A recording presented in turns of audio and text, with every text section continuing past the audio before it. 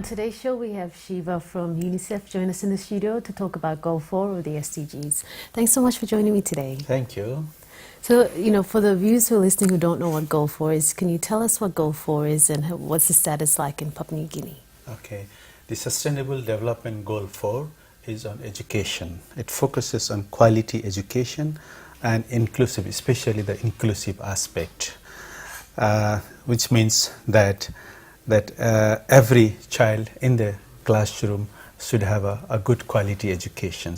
When we say every child, we should really think of children with disabilities also, that they are in the classroom and learning together. So it's very, very important that the teachers are well trained. The classroom environment is really good learning environment.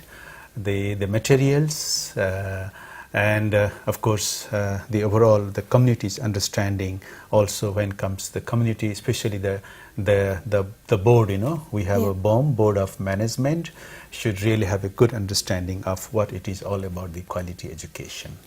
That's the Sustainable Development Goal 4, yes. And how are issues around education affecting women and children or in youth in Papua New Guinea? Well, when we see the Papua New Guinea education achievement, I think the Papua New Guinea is progressing well actually in terms of the quality and access to education. But there are still a number of things that we should look. The education statistics from the Department of Education says that it's only 68% of the children from pre-primary to primary is with the right age actually. We call that net enrollment rate. The net enrollment rate from prep to the primary is only 68%. So when you say the age, you mean like, what is the age that? Yeah, the Papua New Guinean education structure describes that when a child is 6 years, he or she has to be into the elementary class, right? That's how the right is. So 6, 7, 8, 3 years is for the elementary age. Beyond that, until 14 is the primary age. So we have to make sure that children in the classroom are of right age. What we see in PNG is that there is a lot of overage children in the classrooms. Yes, that's correct. Sometimes, which is really 60 to 70% also. This is from the data that I analyzing from the department, and that is not good. That won't create a very good learning environment in the classroom. That will cause many children to be out of school. And that's an issue in PNG also, that the children, are really many children of school age, they are out of school. Again, I refer to the data with the National Department of Education. It says the transition rate, from primary to secondary education is only 57%. Wow. So, which means that the children, those who are supposed to be school immediately after the primary to secondary, there are many of them. Only 57% are really transiting to secondary education. So there is a big dropout actually. 100% of the children should really go to the in the secondary educations. But maybe the issues when we talk about PNG, there are several issues such as maybe the infrastructures. The schools are not enough. There are around 12,000 primary schools where there is only 250 secondary schools. And most of the classrooms are over, like instead of having, there's a quota as to how many students should be in a classroom, right? But there's usually 60 or 70 per teacher, which is not... In some places we see that, of course, yes. The places that I have been in some provinces, I saw that, there are the pupil and the teacher ratio is quite high actually. Even sometimes one teacher has to handle 60 or somewhere like that. But the case is not very general. There are classrooms that I have seen also very good, decent classrooms, with quite a good size of students and teachers. The issue is also in the elementary part, that the teachers in the elementary education, the training system for them, on-service training and also pre-service training for the teachers of elementary is not that enough actually. We need to do a lot actually there. And the investment at the elementary level is also minimal actually. When we see the the tuition free policy investment, a child at the elementary level gets 100 or 10 or 20 kina, something like that per year. The primary age child will get 270 kina or something like that, and where secondary age child will get like somewhere 900 kina. So it goes like that. So the investment at the elementary level is minimal actually, and that's the foundation of our life. We should really make sure that we are investing a lot for our young children. When our foundation is strong, then I'm sure our later part of life will really very good actually. Our learning and everything is based on the good education at the elementary level. That's right. And that is the area that I really urge, that we should really focus there. Yes. And what are some of the initiatives that UNICEF and the UN are doing to address? Okay, that's a good question actually. Actually, UNICEF or UN, we work as one UN in PNG.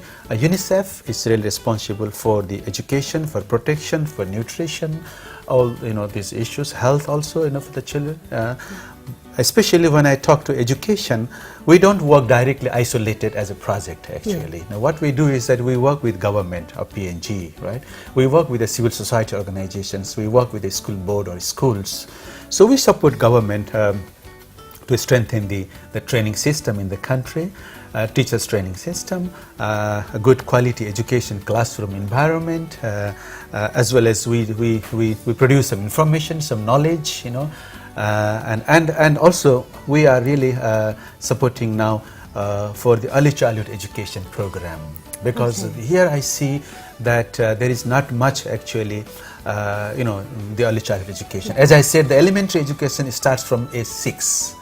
You see, we have crossed all those important years from age 3 to 5, and that's a very important year for learning also. Again, that's the foundation year where the brain development takes place, where we should have good nutrition, good health, and protected environment for a child.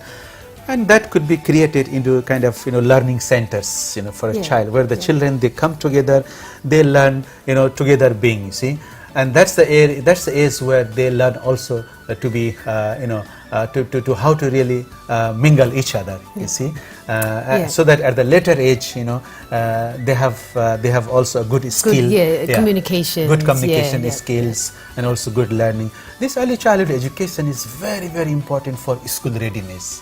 We call it school readiness. A child has to ready to go to school, he or she should go through this process. So that is something that we are also now focusing. And also UNICEF is really focusing on out of school children issue. As I said earlier, that the transition rate is really very poor.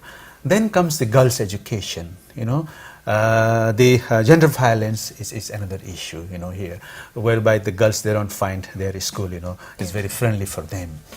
The schools, water, sanitation and hygiene facilities in the schools, and that some schools, they are doing well actually. I've seen some schools, but most of the schools where we need to see that the water, sanitation and hygiene environment are really very good actually. Especially for girls when they are in their menstrual period, they need an environment where they feel comfortable to go to school. Whereby they really, feel that okay, this is my school where I can have my personal life well managed, and I can go to my classroom and learn and interact, be comfortable there. So these are the things that we should really take note of. And a school has to be a kind of a facility with all the multi-sectoral, environment. Definitely.